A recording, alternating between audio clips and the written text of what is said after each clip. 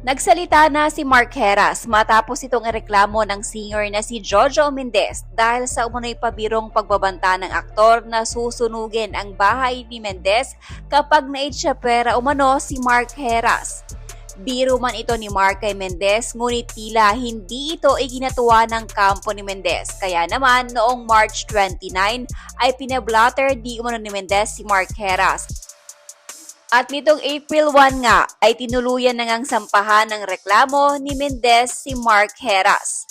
Sa panidalang mensahe ni Mark sa reporter na si MJ Marfori, sinabi ng aktor na sana umano kung gagawa ng issue si Mendez ay yung hindi daw sana katarantaduhan.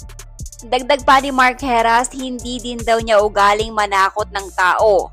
Ayaw din niyang maubos ang kanyang oras sa mga isyong katulad ng ibinabato sa kanya niyang kampo ni Mendez. Okay lang naman yan, and pasabi na lang po na mas marami dyan na di hamak na mas sikat sa akin kasi ako naman hindi talaga. Gagawa na lang ng issue yung halatang katarantaduhan pa. Unang-una, di ko ugaling manakot ng tao kahit gawan ako ng issue or what, di ko ugali yan. I'd rather give my time and energy sa pamilya o kaya naman sa mga work racket.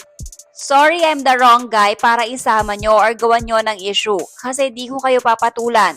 At isang mga kasabihan nga always be the better person. So yeah, salamat. Enjoy whatever you guys are doing. Madami akong ginagawa, personal, work-related. This will be the last time na sasagot ako sa issue. Thank you.